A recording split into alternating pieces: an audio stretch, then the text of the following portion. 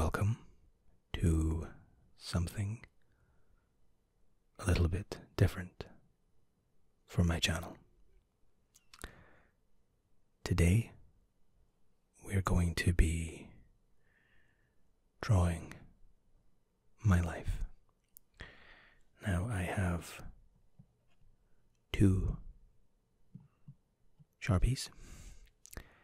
I think both are maybe 20-30% left. So I hope we can complete my little life so far before I run out. Now, I did another drawing/writing video that explained in detail what I do for a living, and I will apply the same disclaimer in that video as I will in this one. I am left-handed. Here is my hand.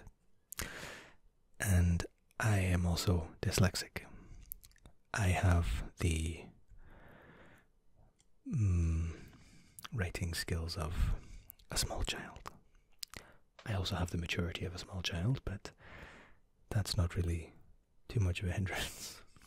So I apologize if my little stickman drawings aren't necessarily aesthetically pleasing. Without further ado, we should get started. So,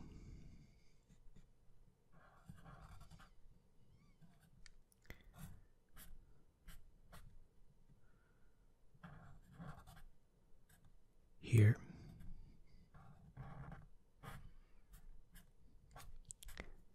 I would like to introduce you to my dad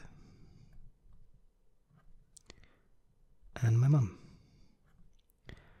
The female is denoted by the skirt, obviously, and my mum's hair, and my dad's lack thereof. They might be watching this, so he has a little bit of hair, especially at this age. Okay. Here is my 4-year-old sister at the time. And ta-da! Here is baby Matt. You will notice that my sister's foot is kicking me in the face. I don't think she wanted to share the attention that she was enjoying as an only child. So, and it's also significant that I'm actually on the floor. Maybe I was forgotten about, I don't know. I should also note that I am just joking. I love my family with all my heart, and I've had the most fantastic upbringing. So please don't be too alarmed. It's okay. But my sister and I, we didn't get on so well for the first maybe 15 years. But my sister, is 4 years older than me. So I'm 0 here, and she's 4. And we lived in England.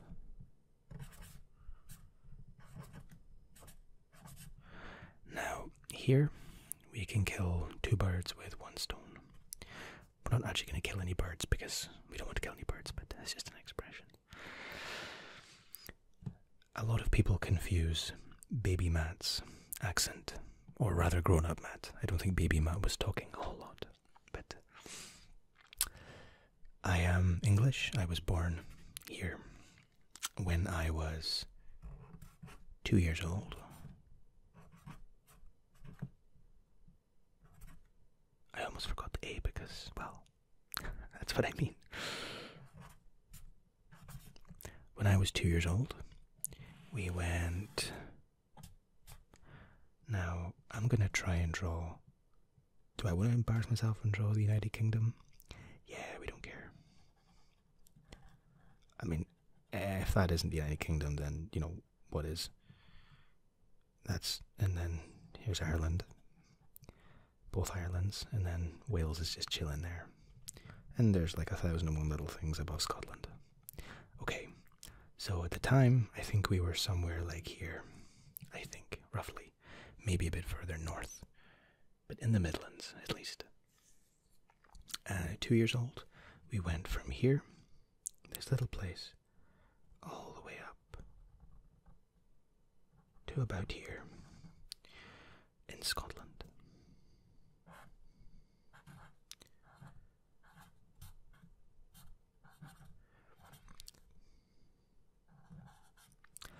Now we moved up to Scotland because my dad got a new job. So, baby Matt is now in Scotland. And you'll notice I'm kind of wearing the customary triangle, which would normally denote a dress. But in this case it denotes a kilt, not a dress. Okay, so we're now in Scotland, and all our relatives and family are here in England still. But we were brave, and the four of us, we moved. Okay? Page 1 is done. Oops, we have some push through there. It's probably important to note that while I plan for a living, that's what I do for my job, I plan nothing at all for my ASMR videos, other than the props I'm going to use. So I don't even know what I'm going to draw next. I think we'll maybe have 5-year-old Matt.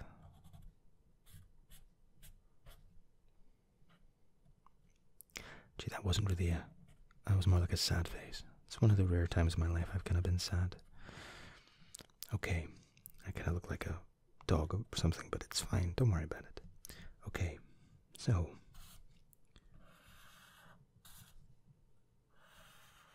5-year-old Matt.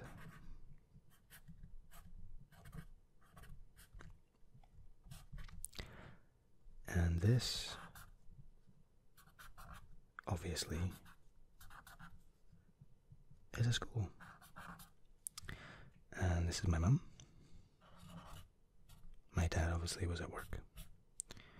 Oh, can't remember the triangle dress because that's how we know the lid is. Okay, obviously this isn't to scale, or maybe the building is far away in the distance. Bob Ross style, happy little clouds. Let's draw some clouds. Okay, and it's sunny. The one day of the year that it sun shines in Scotland. So Mum's taking me to school for the first day, and I don't want to go. I'm crying, I think. Very sad face. And I love being at home, and I wasn't ready to have to become a grown-up at 5 years old, but I went. And so started, I think 13 or 14 years of education. And in the 7 years, maybe not so much in primary school because, or we call it primary, you might call it junior high or junior school.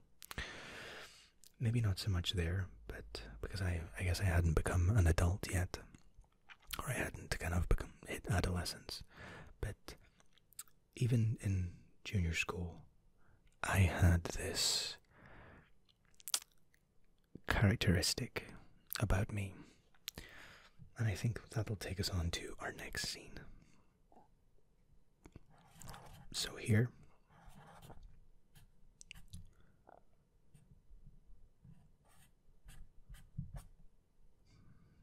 notice the stern line there. This is my mum and my dad.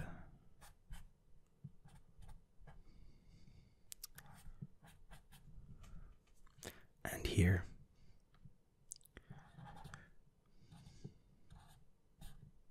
we have, for some reason, a very small school teacher.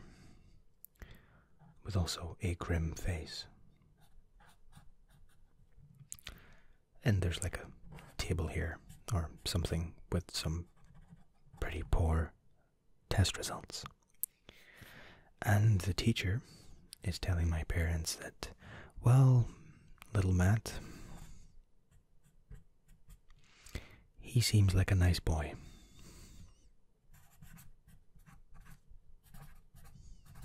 He seems like a nice boy. However,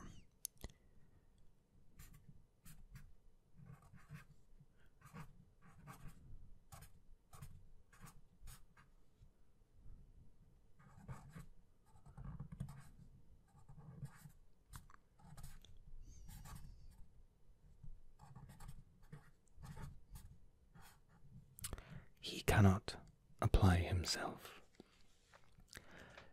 He just seems to want to have fun and be happy, and he doesn't take his studies very seriously. And this followed me like a shadow all the way through junior school and then through high school. My parents, 364 days of the year, were always happy with me and always praised me and encouraged me and tried to get me to do my best. But this one day of the year, this parents and teacher evening, it was always bad news. They would always come home with these straight lines on their faces saying, "Come on, Matthew, you need to apply yourself more. We know you're a bright boy, but you don't do any work." And I was never malicious at school. Teachers always liked me. I was always the funny kid in the class. I wanted to have fun and be happy instead of buckling down and doing things that I considered to be boring. But at the same time, I always dreaded these parents and teacher evenings because I hated disappointing my parents. It was the hardest thing to do in my life. It's just, they'd given me so much and been so good to me that I always carried that a little bit with me.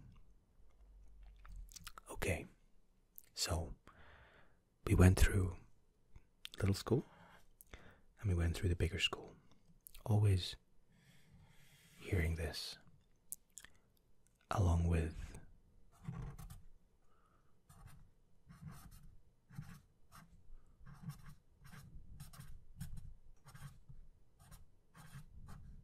underachiever. So this led us to me now leaving school.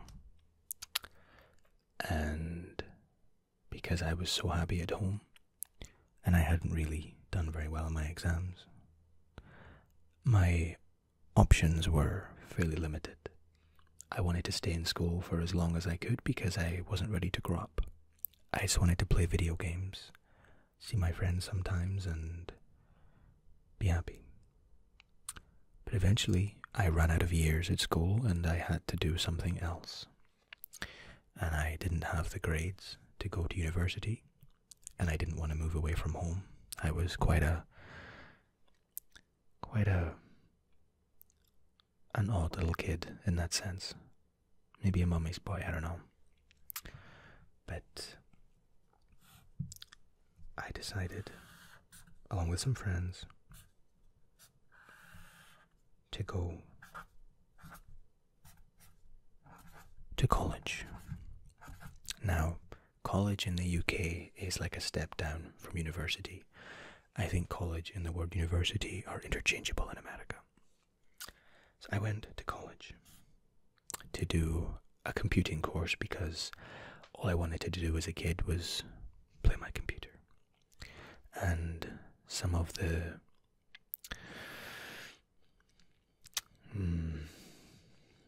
my most frustrated times in my life were when I was sitting playing my PC or my computer and Mum would be loving and has made a meal for me and say, come down and eat with your family. And I was in the middle of like a boss fight or something, and I was like, no, Mom. I was that crazy kid. Not always, but if I was engaged in something in my computer, I was regretfully quite short-tempered. Because all I wanted to do was play my computer, because it brought me so much happiness. Anyway, so we went to college to do computing. And I was taking the bus to school or to college every day. And it was like 1 hour and 30 minutes to get there. And I had some friends on the bus that I knew from school, so it was okay. Anyway, now 17 or 18-year-old Matt goes into college to start the next chapter of my life. Only when I got to college, I was in class, like always. We had our lecturer, then all the little people, all the students, listening to them talk. And unfortunately for me, we were sat in front of computers as we listened to our lecture. So once again, I didn't really pay much attention and just gamed, even in college. And one day, the lecturer looked at me and he said, Matt, what are you doing? And I quickly swiveled my chair around and said, oh, I was just checking some stuff. He's like, no, you were gaming. And again, people kind of laughed because I was already like the joker of the class. And I said, I was just checking something. Sorry, lecturer. And he says, it's okay. He said, you know, Matt, the best thing about college for somebody like you, is that attendance is not mandatory. You don't need to be here. And this was like the coolest thing.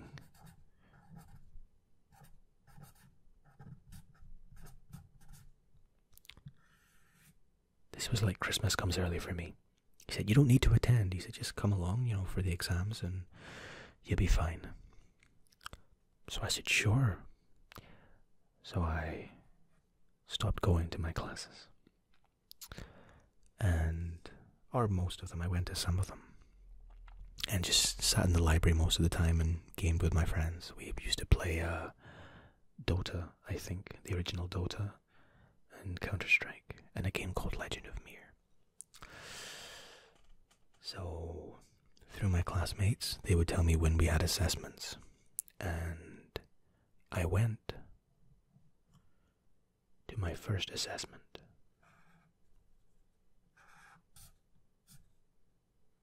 It's been 3 months.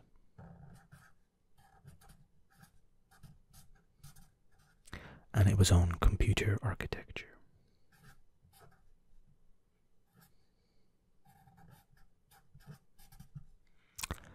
So I sat myself down amongst the class, and I looked at this sheet of paper, and I didn't know a single answer. And how could I? Because I hadn't been there to learn it. So I'm looking around the class thinking, this must be as difficult for me as it is for everyone else. I'm not an idiot. But I look around and everyone's furiously scribbling in their answers. And I just felt so stupid. So I answered what I could, maybe 2 or 3 from like 20 questions. Everyone got up to leave, and we had to hand in our papers to our lecturer. He said, come back tomorrow and I'll give you your results. So tomorrow comes and I come back into the class for what was probably the 3rd time in 3 months, maybe the 4th time in 3 months. And he said, okay, since we did so well in the exam, everyone can just have like a free period today. You can all just leave. Oh, and Matt, can you just stay behind for 2 seconds? For for 2 seconds. So he sat me down. I don't know why we're on the table, we just are. We're table dancing, it's fine. This was my only career prospect probably at this point. And he said, listen, you are the only person in the class that failed. The only person. And I was very sad face. For a guy that had spent all his life happy, apart from the one day of the year of parents and teacher evening, I was sad again. And I didn't know what to do. He said, listen, he said, you got yourself into this mess. You don't attend class. You know, he said, you seem like a nice boy, but you're an underachiever and you can't seem to apply yourself. So I started to worry. I would go home.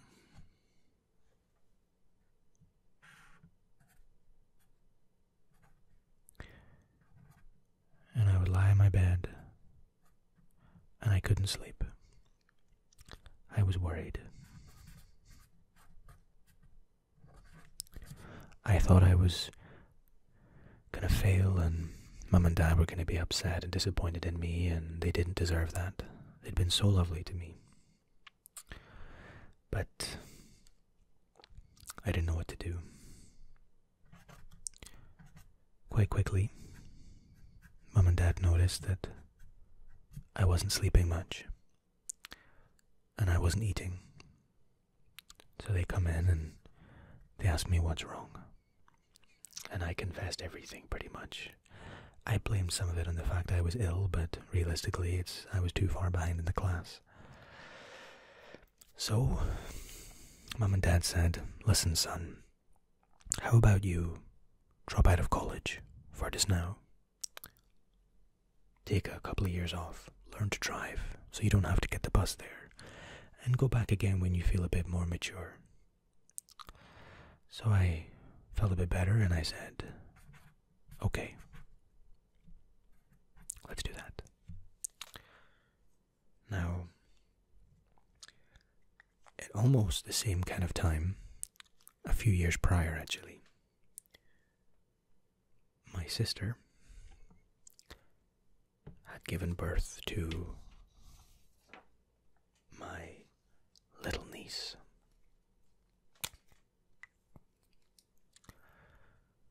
So now, in the family, we had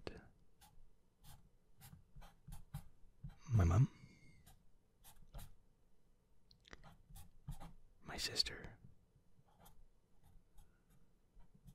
my little niece, who looks a bit like an alien here. She's very cute, really. My dad, and me. So I think when I went to college, my niece was maybe 3 or 4 years old. And my sister and my niece and her boyfriend lived in their own house. So there was just the 3 of us. And wait. Yeah, that's right. The 3 of us. And my sister lived not too far away, as he said, in a house. And from here, I went to work in a petrol or a gas station.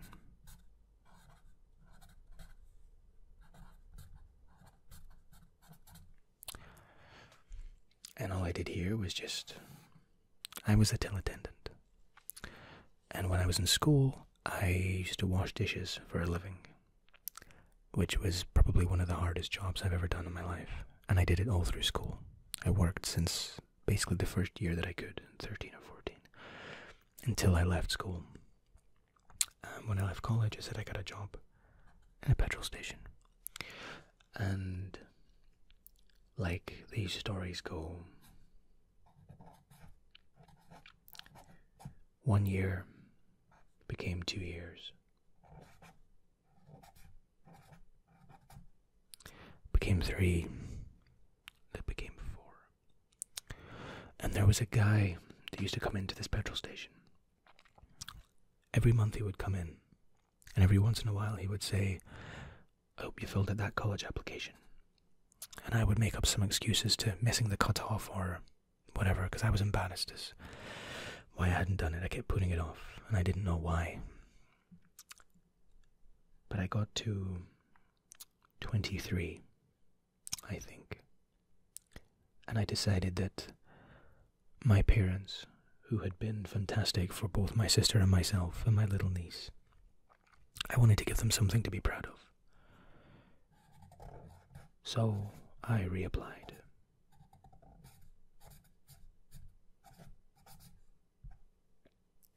And I went back. I was driving now. I did a similar course. And at college I met my two best friends, who are still, to this day, at 32, my best friends. And we've had holidays together. We have a shared WhatsApp conversation that we talk every day, and we had a very strange friendship in the sense that after we all left college, we didn't see each other all that much. We gamed together almost every night, but we didn't physically see each other all that much, and that's very strange for most normal people who like to go out and get drunk at the weekends and that kind of stuff. And I had, my early 20s and late teens, I did this with my friends too, but it was never really that enjoyable for me. I would prefer to be at home on my computer or climbing mountains. I love doing that too. Anyway, let's go back a few years. So we're in college, I meet my friends, and I'm attending classes, I'm trying to force myself to read material, and we have our first exam to do. And this is a big one. It counts for like 60% of our total grade. And we'd seen a few examples and they looked really difficult. There was a lot of content in it about, again, computer architecture, some basic programming languages, understanding hexadecimal, that kind of stuff. And we had 3 months notice before the exam, and I went home and I studied. For the first time in my whole life, I studied, and I hated it, but I forced myself to do it. I had a little desk that my computer sits on. I pushed my monitor to the back, and I just sat with a big stack of A4 paper and wrote down everything over and over until I had a stack of completed A4 paper this high, almost all of it memorized. And I went into the exam for the first time in my life, prepared.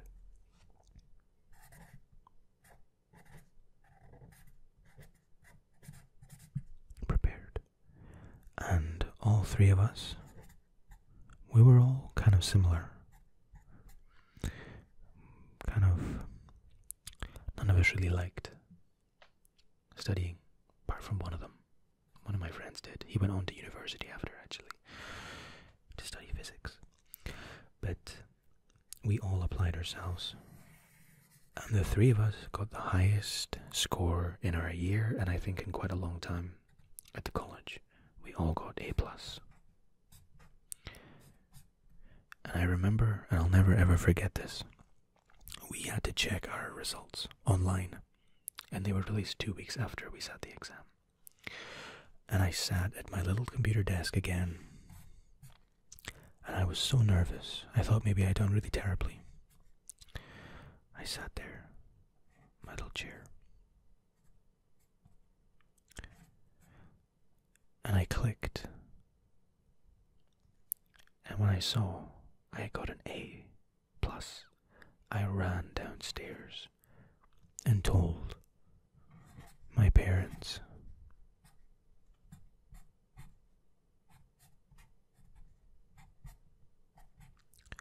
Who were crying with pride. And it felt so good that I'd finally given them something to be proud of. And my parents would, if they could hear me say this, which they probably will, they'll say, "We were proud of you all of your life." But I didn't feel like I'd given them anything that they deserved. But I did it. I ended up graduating. We graduated from college in the UK. after 3 years with a HND in computer networking and technical support. Wi-Fi gratis. So, again, now we're on to the next stage and the next chapter of my life. I applied for jobs in IT because that's what I'd studied. Only I couldn't find any jobs in IT. This was 2011, the beginning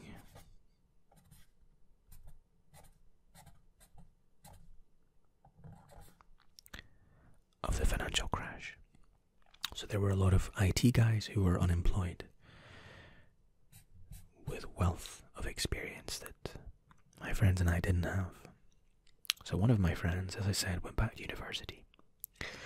The other friend got a job in security. And he said, Matt, I can get you a job in security if you like. I said, cool, okay. So then, the two of us, we worked at different places, but the two of us became, we didn't wear hats, but just to denote the uniform, we became security guards. And my very first shift, I was sent to sit and guard a fish factory in a town near me. And this was pretty grim work. It stank of fish, unsurprisingly enough. And I just had to sit there and do very little. Over time, at least over a couple of weeks, I got meeting other security guards that said, oh, don't worry, you can take a laptop and watch movies or take a book and read, as long as you do your patrols every night. Make sure the windows are closed. You're kind of left to your own devices. 1 week after that, my boss at the security company calls me up. That's obviously a phone ringing. And he says, Matt, I need you to go to an oil and gas company that we're not performing very well for. They said they wanted a security guard with some kind of education and who can guarantee they won't fall asleep on night shift. He said, don't let me down. I'm like, okay, sure. So I go along to this company, and it's a big facility. 3 really fancy buildings and a manufacturing plant. And I felt, even though I didn't work for them, I worked for the security company, I felt great sense of pride walking through their front doors every evening. I started at 6 p.m. and I worked all night for 13 hours till 7 a.m. And maybe not in this video, but I have 101 stories, scary ghost stories, of when I was a security guard. Some really unexplainable things. But all I did as a security guard was my job. I turned up on time. I never once fell asleep. And after less than a year, I was promoted to lead security guard, which is no crowning achievement, but it annoyed some of the other guards who've been there for a long time, who maybe didn't take their responsibilities as seriously. I've always been a stereotypical people pleaser, and I don't like letting people down. So I worked hard, and when I say I worked hard, again, I just did my job. I wrote out my reports every night for any incidents that we saw, any open windows, that kind of stuff. And yeah, that led me to lead. What lead security guard meant is that I sat behind reception through the day, and this led to new opportunities. You get talking to people as you do, and one of the account managers looked at me and he said, Matt, I've been talking to you for a few months now and you seem to be a really intelligent guy. Why are you doing security work? I said, well, it's the only job I could get. I studied IT. And he said, listen, send me your CV. I want to interview you for basically the lowest grade job they had. It was like an administrator role. And at the time, I just bought a flat. And the rate of pay for this admin job was actually less than my lead security role. I think I was being paid more per hour, but I worked a lot of hours in security. So I was nervous and unsure. But I figured that the opportunities again would be far greater working for this oil and gas company than it ever would be as a security guard. So I decided to take the job. And I can't even put into words how nervous I was again about starting this job. I had no idea what to expect. I had no idea what to do. But after a couple of months of worrying, lots and lots of worrying, I started to get a handle on the job and I was promoted. And I was promoted to basically like a left hand or the right hand of an engineer, like an engineering assistant. And from there I got promoted and so on and so forth until I ended up as a planning engineer. And I started life out as a junior planning engineer or an assistant planning engineer, which, as I said, I linked the video below of what that job basically entails. But I enjoyed it. And when I made junior, I was put on what's called a 4-year stepping program to step into a full-time planning engineer position. And by sheer luck and just meeting the right people, I was made a full planning engineer in just 8 months.